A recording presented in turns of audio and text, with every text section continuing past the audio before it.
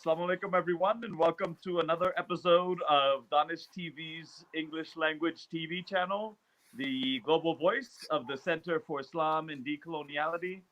And once again, we are joined by the one and only grand chessboard geopolitical analyst, the premier one of the premier ones in the world today, Pepe Escobar, who's just such a dear friend and very generous with his time in accepting my invitations to come on the show. The man is wanted everywhere, and so I can't thank him enough. And this time it is an opportunity of the next degree, the next level, because his book has just come out, which is fantastic, on the raging 20s, great power politics meets techno-feudalism. And I wish I could ask my viewers decode that second part, or even the first part. But this is why we have him here for. So I think that introduced him last time, but once again, Pepe Escobar, for the last several decades, truly what you can call, like he likes to call himself, a global nomad. But that the occupation of that global nomad is doing the finest investigative journalism that's there, with the finest analytical mind that's possible. So this is what we have had from Pepe for many years now. And if you don't read his articles, then shame on you, because the pieces that he produces, it's not just the analytical perspective that he brings that is so unique. It is the wit that which he writes it, which is, I think, unparalleled amongst writers that I engage in all the time. So Pepe, welcome back to Daanish TV. Well, salam alaikum, everybody. A Buddhist hello from Thailand, where I am. And after these absolutely wonderful, generous words from my very good friend Junaid, I hope I can do justice. Yeah. Well, we are men of truth and justice. So regardless of what happens on the show, our credentials are set. Okay, so I want my log cabin in the Karakoram right now. This is the deal that we've made with them. This is the deal. We can have him on this many times. We have to have a log cabin in the Karakoram. So last time I was telling before the show for our viewers that Pepe is someone not unfamiliar with this region. Maybe very briefly, you can just mention the times that you have come here for coverage and so on, to Pakistan, Afghanistan, this area in the past, and then we can go into the book. So just for the viewership, I think they would like to know that, okay, well, Pepe Escobar is not just a Brazilian journalist sitting in Thailand, that he knows something about this region as well. Well, yes, I was born in Brazil from European families, of course, but I started traveling very, very young, and I am really a global nomad since the mid '80s, when I was working at a major newspaper in Brazil until 1985, and then I started as a foreign correspondent in 1985, in fact, in Europe, in the US. And then in 1994, I moved to Asia. So since 1994, I have been living in Asia most of the time, maybe 70% of my time, in different bases, in Singapore, in Hong Kong, and these past few years, essentially in Bangkok, which is now an absolutely terrific city. It's one of the most fascinating and dynamic global metropolises anywhere, and it's great because I saw this transformation since the 90s, Yes.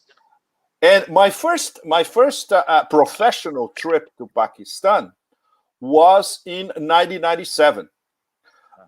So I have been following Pakistan as close as I can since 1997. I went to Pakistan many times, especially in the late 90s, the early 2000s. And then there was a lull for a long time, unfortunately, during the 2010s. And my last trip was in 2018, when after meeting Junaid in Islamabad, I went to one of my absolute favorite places on earth, if not the number one, the Hunza Valley, where I really plan to have one day a very small log cabin and just, and just be in the middle of the Karakoram. There's nothing better than this. There's nothing better. No. This is so fascinating that you're saying this. This is always on the minds of myself, Dr. Ejaz Akram. Yes, Ejaz knows the region very well. A retiring home, a cabin somewhere there in the Hunza Valley. Ejaz apparently knows the Hunza Valley very well. Now we talked a little bit about it. Yes. Yes, absolutely, absolutely. So I'm very, very fond of northern Pakistan. Let's put it this way. I've been to Balochistan, but only once. Unfortunately, I want to come back as soon as I tried last time, but it was very hard for a foreign journalist to visit Gwadar. I understand why. So I hope next time I will be able to go to Gwadar and then travel around Balochistan as well. But this first experience in the Karakoram in 1997, I told Junaid this morning, I was looking at the Sony Mini DV footage that I had shot in 1997, and it's something absolutely amazing. It's a world that doesn't exist anymore. And of course, as you well know, now there's the new Karakoram, which is the 21st century Karakoram, ultra modernized, etc. So it's very close to my heart. Apart from everything in geopolitics that involves Pakistan, which I'm always interested in. But for me, there's also an emotional attachment, elective affinity aspect of absolutely loving the place. No, absolutely, absolutely, and as you say, the new developments in that, even that is equally impressive to be able to. And of course, this is the Chinese can do anything in any at any height, at any it's incredible what is actually even going on today. It's very impressive, very impressive. Absolutely, and the China-Pakistan economic corridor, which is I've been writing about the new Silk Roads since the beginning. Since 2013, etc. So I follow it very closely. It was supposed to be my next book, but then obviously 2020 turned everything upside down.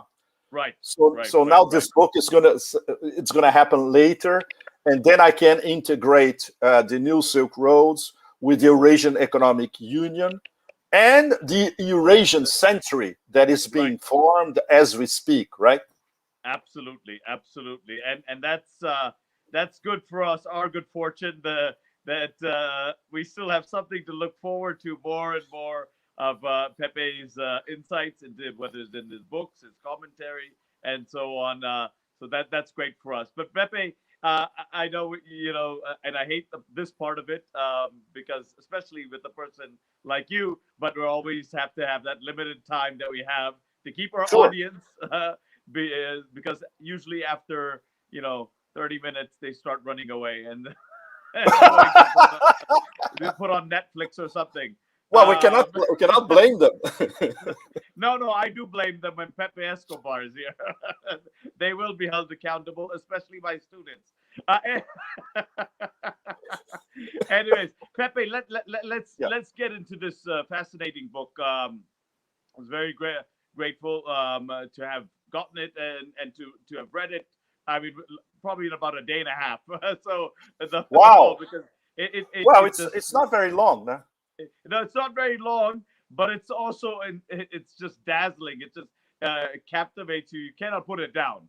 It's and of course that also has to do with the inimitable style of Pepe Escobar. So you can't put that book down. The topics just range, and the titles of each chapter. It's amazing. I wish we could put that on. But anyways, Pepe, I so the title is The Raging Twenties: Great Power Politics meets Techno-Feudalism. First of all, why did you choose this title, particularly starting from Raging Twenties, and then you can work your way downwards to the subtitle? Of course. Raging Twenties, of course, it's a pun about the Roaring Twenties, no Yes. question. And in fact, if you could tell a little bit, what was the Roaring Twenties? Well, the Roaring Twenties were, especially in Paris, or especially the way they were depicted in Scott Fitzgerald's short stories and novels, was something absolutely. It was a time of post-war, time of hope, a certain glitzy decadence, but mostly hope and swinging. Like, years before the swinging 60s in London or in California, we had the swinging 60s in Europe post World War I. And then later we know what happened. Weimar, and then the ascension of the Nazis. But these early Roaring Titanics in Europe, especially, a little bit after also the great Titanic loss.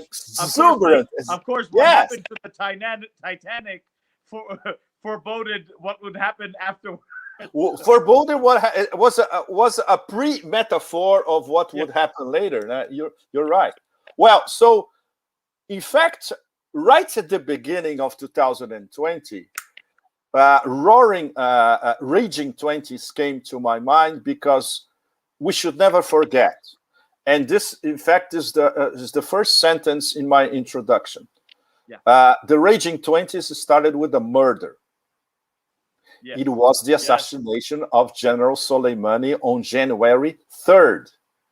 And for me, it was like a lightning bolt because I was in Sicily. And in the previous night, we had been until 3 in the morning talking about, okay, so what's going to happen in the new decade, And then we're talking about China, about Russia, about the US, about Iran as well, about the possibility of maybe an infinite Syria war. But nobody could ever imagine what would happen on January 3rd. So I think that set the pattern for an extremely tumultuous decade. And I didn't include my first article in this book, in this compilation. In fact, I prefer to include the last one, which was in January 2021, reflecting 1 year later about the start of the Raging Twenties. So this is one of the narratives. You have two parallel intersecting narratives in the book. One is the big power competition, United States, Russia, China, and another major player, of course, Iran, because Iran is right in the middle of the Eurasian century, and Iran is this major obsession along the Beltway in the US with neocons, with humanitarian imperialists, with so-called progressive Democrats, you name it. So Iran is always everywhere in terms of geopolitical discussion. So then we have this narrative, and at the same time we have the COVID-19 narrative, which started to get really, really hardcore by the end of January. So last year was the year of the non-plague, let's put it this way. We didn't have a black plague like of COVID-1984. Yes, COVID-1984, absolutely, which was how can I put it non-ideologically, a situation involving healthcare that was manipulated by different agendas, and it became a big tech surveillance, total control narrative. And that's why you have Techno-Feudalism in the title as well. Because as we were following... Unpack that, Pepe. Techno-Feudalism. What do you mean by that? Exactly. I borrowed the term Techno-Feudalism from a very good French study by Cédric Durand. He's an economist at the Sorbonne. He published a wonderful book, which unfortunately you can only read it in French. There's no Anglo-Saxon translation so far. And he elaborates on the concept of Techno-Feudalism. So, and there is one of the articles is focused on his book. I try to present his book to an English-speaking audience, essentially. Right. And so far, the best, I would say, technical explanation of how Techno-Feudalism works was by Durand. We have very good philosophical debate. Giorgio Agamben is part of it, of course. Zizek has tried his hand at it as well. We have many links to what Foucault and Deleuze wrote from the 60s to the 70s especially. But the great thing about Durand's book and of course, is that it's very technical. Foucault speaks to, is it Lao Tzu in your work, in the book? Well, yes, because... and this is, I'm glad that you brought that up, because as these two narratives intersect, great power politics and Techno-Feudalism, we can have a dialogue of cosmologies and texts as well.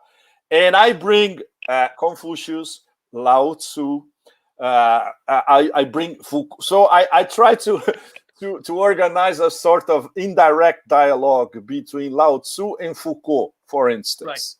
And a society of total surveillance, which is what we're living now under big tech, and the way the Chinese conceptualized the plague, being ill, or a consensus in terms of fighting a big epidemic. So if you read between the lines, you see the absolutely different approach between a Confucianist, Taoist, and Buddhist society or societies compared to the way the West dealt with COVID-19. No, so I'm not. That's Pepe. If I can just stop you, I think because I think that'll be one of the two or three themes that I do want to take up, because it's amazing how you weave these in, this kind of the old kind of philosophical wisdom traditions of with going back to Confucius and within these the Buddha, within the Eastern traditions, and how they have responded within, as you say, this crisis that we've been, and how what they also have to teach us in terms of not only how to dealing with a very specific problem, but also a more longue durée approach to the longue durée understanding how the world works, versus some of the grand Western narrative, putting it broadly, in addressing many of these issues, and in terms of their simply their hegemonic impulse of militarism and so on and so forth. So what do these people have to teach us, these great wisdom traditions of these great philosophers and of these traditions? Well, I brought the Western tradition to the dialogue as well. You're going to see there is a column that focuses on the Stoics. Yes. With a huge place for Marcus Aurelius, which is relatively known in the West, but mostly at an academic level, right? Right. And who does I'm forgetting Aurelius speak to? I think he engages. Marcus Aurelius speaks to. I'm forgetting in the book. He speaks to one of the meditations and the meditations by Marcus Aurelius. In some Western countries, on and off, it even became a sort of odd bestseller on and off because he speaks in aphorisms essentially, but they're so absolutely pertinent to what we have been living nowadays. And I brought Seneca from the Roman tradition as well, so we can learn not only from Lao Tzu, but we can learn from the Western tradition as well, Seneca, Marcus Aurelius, etc. And I was glad that I was able to introduce this into the dialogue as well, because it seems you like remember one of the points. It seems like one of the points that you were trying to emphasize is also that within the Western, so-called Western canon, of course, which was, later on works kind of an ancient version of Orientalism, was Martin Bernal's Black Athena. So, but within this, even the Western canon, which was kind of whitewashed and reappropriated for an imperial project of the neo-colonial West, but you kind of in some ways emphasize how even within that Western canon, older Western tradition, there are these insights that are equally applicable, equally useful in understanding what's going on today, and in some ways that the sinking Titanic ship known as the West, where it's gone awry, Well, but when we look at the configuration nowadays, especially between the U.S. and Western Europe, wow, we can say there is a flotilla of Titanics, no? At the moment. It's something, especially now, when we have a new administration that in just 1 month, they restart bombing places where they are illegally. Right. Just like we knew this would happen. But come on, obviously, Pepe, this is the entry into the club of being presidential. When you you have to launch an airstrike to officially be the president of the United States. No, because then you're going to become presidential. Yeah. This is one of the most, sorry to name the dear friend, but one of the most absurd first comments he had, Fareed Zakaria, when Trump, now we finally have seen his presidential qualities. But they were parroting the same thing earlier this week. Right. And in fact, it's a decision that was not made by the current, I would say, scarecrow in the White House. His handlers in the U.S. they took this decision. It's a completely different story. Of course. But in terms of this is actually one thing I really love about both within the book and in your general commentary running throughout is that, and which people I think that really do not grasp too well because it's all the drama and limelight of one presidential election to the next and the personalities involved, etc. Now, Trump was interesting because there was a real kind of a real conflict between kind of some significant sections of what we can call the deep state or the military intelligence apparatus. There's no question about that, and the certain kind of sense of kind of who the Trump and his unpredictability, whether he really understands what American empire, how to sustain it, and so on. And so there that was an interesting. I think you may agree, an interesting set of years when he was in power. But I think that the larger point that you make, that look, we have Biden, and people will say, well, this is the Biden administration. Now Biden's going to make this policy, and now he's and this thing, when they really don't understand the deep-seated factors of the national security states. Yes. That has its interests and that knows exactly what to do in the world, or it thinks it knows exactly what to do to try to retain some form of hegemony. It's what they always do. Well, we know all their tricks. In fact, by now we know their full bag of tricks, from shock and awe to sanction ad infinitum. We all know this. The thing is, they are incapable of learning about their mistakes.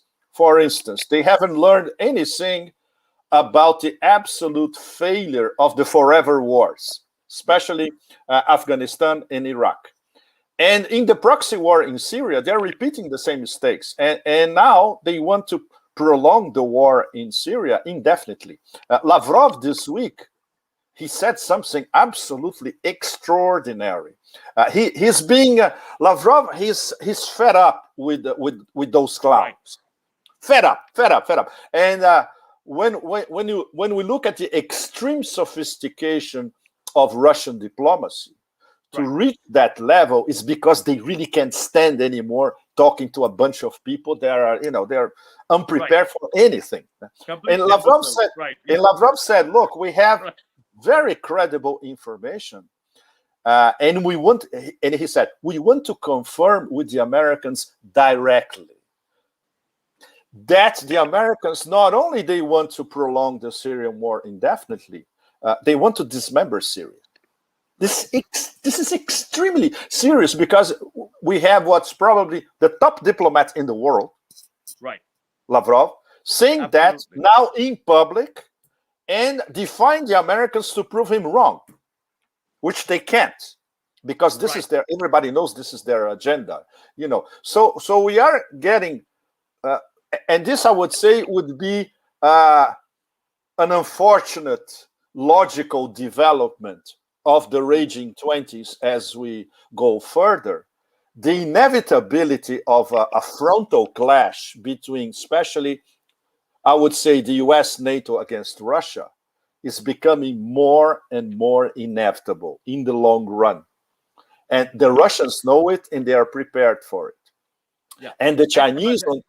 Pepe, our viewers would just be like, or at least our sensible viewers would be, how could this be so conceivable that such a reckless initiative against Russia, which of course, as the Russians say, why do we even have to call it a defense pact with the Chinese? We don't have to.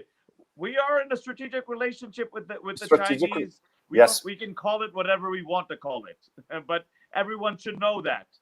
So if what you say is potentially imaginable, I think for many of our viewers, they would just think that, wow, is it really that reckless, or is NATO and those forces that so reckless to engage in this frontal kind of?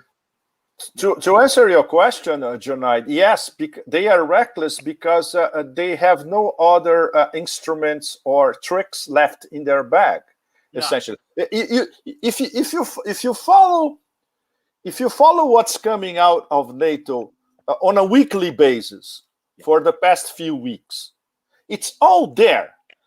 There's going to be more provocations against Russia. They're gonna raise the forces in Iraq with an extra 4,000 troops. So the provocations are multiplying little by little. They are next month. In fact, next month, starting tomorrow. Next month is the NATO summit. They are going to designate Russia as a strategic threat. So Russia is not officially a partner to NATO anymore. So this plunges into a completely new confrontational territory that officially it didn't exist until now. And this is part of who crafts NATO policy. The U.S. deep state, the Pentagon, American generals, and then you have an idiot like Stoltenberg, like a parrot. Okay, that's the script. Stoltenberg doesn't run anything. Everybody who knows Brussels knows that. Yes, right. So now, if you saw his press conference, it's like you could see.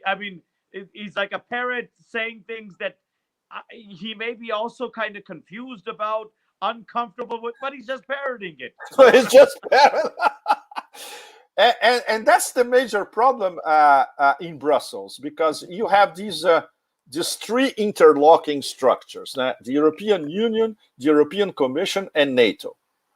So if you have European diplomats who worry about sovereignty, and they see that none of the 27 members of the EU is really a sovereign, because they are controlled directly, indirectly, subterranean, laterally by Washington.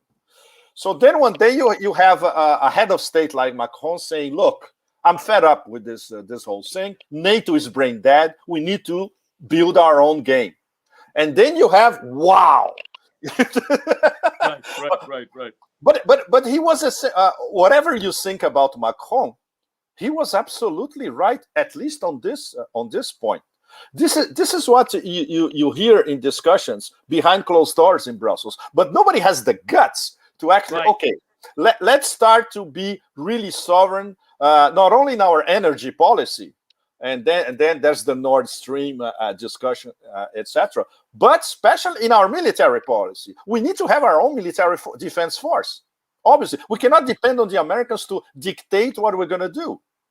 Well, so we always going to be a satrapy of the American empire, like the old times of the Persian Empire, you know. Of course. Yeah, and the thing, Pepe, is that, but I think some of us, you know, either were just too optimistic, but thought that maybe since the war on Iraq in 2003, that maybe the rift between Washington and Europe, continental Europe, may have started much earlier, and by now, you know, it should have come to kind of a certain, you know, it should have been very clear. The battle line should have been very clear, but we have constantly also seen the Europeans very, very weak and timid. The rhetoric may come across sometimes, but at the end of the day, you know, whether it's adventures in Libya, in Syria, and so on. Yeah. So this would be probably the theme for the Raging 20s 2021 version. No, I'm not joking, Junaid, because these past few weeks we have seen how this is becoming extremely serious, because now there is a new narrative of confrontation coming not only from the Americans but from NATO as well, and this has everything to do with the return to unlimited power, I would say, of what in the Beltway we call the Blob. The Blob is, you know, that monster that congregates all different swamp creatures. Different kinds of deep state swamp creatures. Absolutely, but you know, now we've come to use our good friend Ray McGovern's term. You know, this which sounds like Mickey Mouse. This is this brilliant. Military industrial. I don't even remember it, but I do. Media. I do. Intelligence. But Ray is absolutely brilliant. Ray is an American national treasure. Now, he came up with the expression "Missy Mat," which looks a little bit like Mickey Mouse. Mickey Mouse, nah? Yeah. Missy Mat is military, industrial, counterinsurgency, media, academia, think tank. Two T's. Missy Mat. In fact, we could add big tech to it as well. So you'll be Missy Mat 3, 3 T's with big tech as well. 3.0. And in fact, I would say a direct consequence of the beginning of the Raging 20s is that Missy Mat is congregating virtually unlimited power, because Wall Street is on board, and especially big tech is on board, which brings us again to the implementation of Techno-Feudalism. If you do not follow our narrative, we're going to cancel you, period. You can even be the president of the United States. We don't care. We cancel you. Right. I mean, the irony and was so lost to all of the global liberati class, all the liberals of that a sitting, no matter how, whatever you thought of the clown that he was, a sitting U.S. president of the United States, who we always love to call everywhere the most powerful person on the planet, is, while still be in office, is being, you know, banned from Twitter, Facebook by a private company. Is exactly. You know, so and from that, I wish more people would think about what this actually means, where real power lies actually, and who is that big tech? Who is it actually serving? Is it the White House, or is it actually something much deeper than the White House? You're absolutely right, Junaid, because it is much deeper, because big tech is much more powerful than any government nowadays. So the old Westphalian model of sovereign states is absolutely dead. Real power now, and in power in terms of configuring the space where we can have a global conversation, which is not really a conversation. The hardware and the software is controlled by especially American big tech. Right. The Chinese are trying to build their own space, but then we have a this huge is the whole problem. Yeah, this is the we have a huge soft power problem. Right. An enormous. Pepe, let me because of time limit. So the final thing I do want to ask, which is the context now and where it's heading. So, and I'll try to make them interlinked, is of course this whole past 2020 and ongoing the COVID 1984 period. Well, in some ways, not even going into too much analysis what was that? We have seen the consequences of that in terms of the economies, in terms of social control, in terms of all sorts of things. But I'll even fast forward you to say, what do you see coming after the post-pandemic world, as well as the second part, which is, of course, has been something that has been now going on for a decade, or at least definitely heightening to over the past 5 years, the new Cold War and the rise of certainly the Eurasian integration and the rise of the East, of Asia. So I think if we can end on kind of your insights into what you see in your crystal ball, what can we expect? No, I never use crystal balls. You know that. No, I'm sure they have something much more sound, philosophically sound in the East. Because I deal with realpolitik. Yeah, the work that I do is based on facts on the ground, facts that people who have agendas that they want to modify the facts. So we obviously, who could imagine that the raging 20s would start on January 3rd with the assassination of Soleimani? Nobody. No. So we cannot predict anything. Yes. We can follow some trends that are now pretty clear. Right. The number one, as I see it, is the inexorable convergence of, let's say, Greater Eurasia. Greater Eurasia is a Russian terminology and definition, which I think it really gives you the complexity and the range and the depth of the concept. This is something that Putin was talking about in the late 2000s already, and then he started talking about, let's build a huge market from Lisbon to Vladivostok. Right. This is the basis of Greater Eurasia. The Chinese, because they have unlimited financial power, a few years later they could come up with the concept of Belt and Road, which I prefer to call it the New Silk Roads for the 21st century. But it's basically Russia's concept. So when you have a merge of the Russian Greater Eurasia concept and the Chinese New Silk Roads concept, you have a roadmap not only for this century, but for a few centuries ahead. And because the center of economic trade, investment, and I would say sooner or later as well, cultural influence is going to be in the East, not in the West anymore. And the West, especially in the case of Europe, where I live in Europe as well. My base in Europe is Paris. So I follow Europe from, let's say, a French-Italian point of view, which is much more nuanced than the Anglo-Saxon point of view. Soon is going to become a Western peninsula of Eurasia. Not more than that. The real power will be across Eurasia, from Turkey to the right, all the way to Vladivostok, Shanghai, etc. So this trend is established and it's ongoing. The other trend is the reaction by the usual suspects, and then we enter extremely volcanic territory, I would say. They are. What is their plan A for the moment? The Great Reset, which, as we all know, is a scam, essentially. But they are trying very hard to sell the scam. They started last month at the World Economic Forum, the virtual Davos. They're going to do it again in May.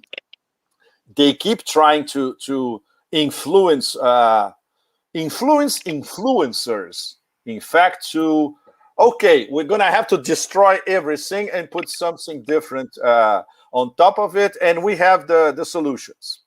We means Prince Charles, MasterCard, the IMF, as if these people have solutions for anything, right? Yes, of course. So the problem is the Rothschilds on here. Why do I the Rothschilds? But the problem is that you cannot sell this to the global south. Right. You can maybe sell it to, I would say, part of American public opinion, a fraction. You can sell it to a fraction of Western European public opinion, but you cannot sell it to the global south. So this thing is dead on arrival. Although they think that, they don't have a plan B. Yeah. This is even worse. Their plan A is the Great Reset. The only possible plan B would be a hot war somewhere as a way of revitalizing the economy. And that's why this thing gets dangerous. Because when we start looking at the improbabilities and the negative feedback loops ahead, it does not look good. Yes.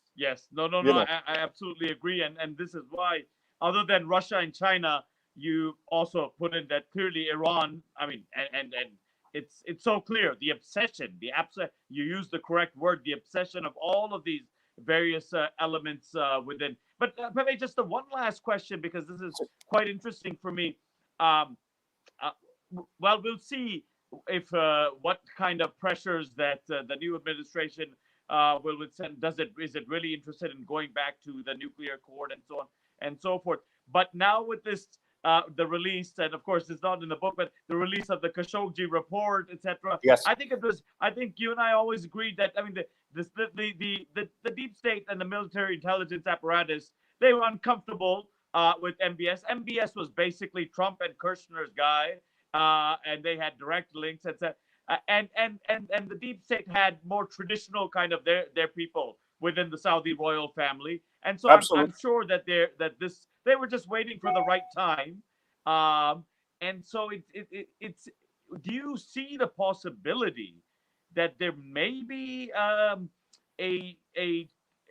willingness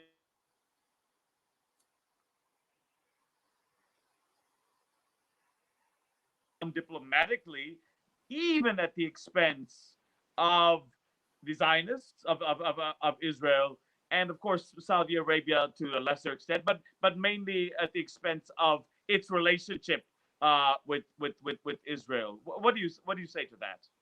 Well, on the Saudi angle, it's very interesting because the CIA man in Riyadh is Nayef. Yeah. The only thing that the CIA thinks about is to get Nayef back into power and get rid of MBS, which they absolutely hate on every level. Right. The thing is how they're going to sell this to the Saudi royal family itself, and how they're going to sell it to the rest of the world. But one of the things is they're requiring Biden, first step, only meet with the father, at least until he's alive. Exactly. Well, he's barely alive, as we know, right? Right. So I wonder if he. If we have can you imagine a conversation between King Salman and the current guy in the White House? Oh my God. Right. With no teleprompters. Can you imagine that? But with Israel, it's much more complicated because, as we all know, they control Capitol Hill, 100%. Absolutely. They control vast swathes of the U.S. deep state. Yes. They control American media. Yes. So this means they control the narrative. Right. So it depends on what kind of narrative they want afterwards. And they are not exactly sure. Because even with the JCPOA, there is an internal debate in Israel. Do we want the JCPOA back? Do we want it to be completely smashed? Is this the real deal? What about the real deal? And I'm talking about Israeli military and intel. The real deal is that Iran is now a very powerful, it's a military power. Right. With tens of thousands of missiles that could be pointed at us and destroy Israel easily. So this is the real deal. It's not everybody can buy a suitcase nuclear bomb in the black market. Everybody knows this. It's not a secret. It's very, very easy. If the Iranians wanted it, they could buy a few suitcases and they would instantly become a nuclear power. That's not the problem. The problem, as they see it, is affirm their sovereignty in Southwest Asia as a big, I would say, 2,500 years old based power, which they always were in Southwest Asia, and be respected by the West as such. Okay, you don't agree with our Velayat Ifaqi, it's your problem. Well, we don't agree with your form of corrupt Western democracy as well. So let's agree to disagree, but let's do business. So it's a completely different story. Israel is different because Israel, if we look back to the foundation myth, which is already a huge problem, and I'm trying to be very diplomatic here. Yeah. Right. So, and the Arab world is very much aware of it. And Arab public opinion, I'm not talking about fake rulers in petromonarchies. I'm talking about the Arab street and the Muslim street in Pakistan, the Muslim street in India, the Muslim street in Central Asia. They know all there is to know about Israel. Oh, yes. So Israel, in fact, they have no friends. They have people that they can manipulate. Which is why manipulate in the West. The intense kind of pressure from Israel to get as many of these Arab and Muslim governments to normalize as quickly as possible. As quickly as possible. Exactly. So, but wow. We had this debate here. I'll just end on this. But Pepe, we had this debate here, and I had there's, as you may have been aware, a lot of pressure even on Pakistan to normalize now with Israel.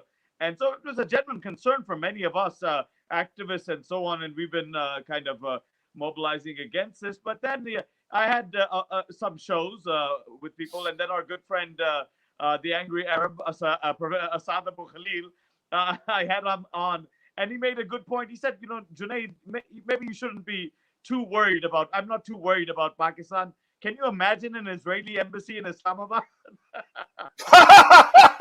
Excellent point. I was like, that is a very good point. Very good point. But, coming back to our conversation, we have to be very careful about Syria. Yeah. We have to have our eyes on Syria full time, because this thing that Lavrov said this week, I was extremely impressed, because it was a basic admission that we are dealing with a bunch of crazies, and they still want to bring Syria down after 10 years, and they won't stop. My goodness, yeah.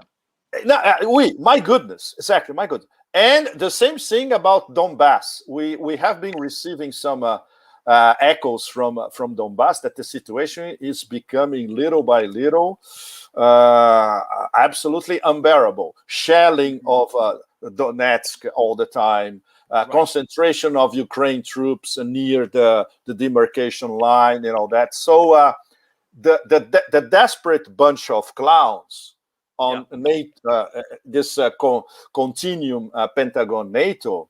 These are the two hubs where they might strike and do something with horrible consequences. Syria and Donbass. No, you're absolutely right, Pepe. I mean, if one thing, I mean, now even the Emiratis and these others, okay, they've said, okay, we've tried our best to overthrow the Assad regime. Now they have an embassy there. I mean, you're back to, okay, how do we, work again with Bashar al-Assad? But but the Americans, the Israelis, airstrikes, this type of thing, increasing troop numbers. I mean, one wonders what are they trying to achieve? This war has been raging for this long. Clearly, the quote unquote moderate rebels are done for, but they still. So it's really, and you're absolutely right. It is pushing the Russians to the limit, and you're absolutely right that this is why it's reflective in what Lavrov is saying now, and yes, very very bluntly he's saying. But it's the logic of the forever wars, Junaid. Once the Americans intervene, bring democracy by bombs, establish a lily pad, they don't leave unless they are expelled by force. Right. That's another story. So they won't leave Afghanistan if there isn't something like that Saigon 1975 moment. They won't leave Afghanistan. They won't leave northeast Syria exactly for the same reason. And if I'm talking about if they would ever manage to establish a beachhead in Venezuela, for instance, they would never leave Venezuela. In the case of Brazil, which is, I would say, the supreme sorry geopolitical case of these past few years, they won Brazil without even firing one missile. It was too easy. Too easy. And this is something that the Brazilians themselves, they are so perplexed, they still haven't come to grips with it. Why? Why it was so easy? Why it took them 2 years to destroy our country completely? Right.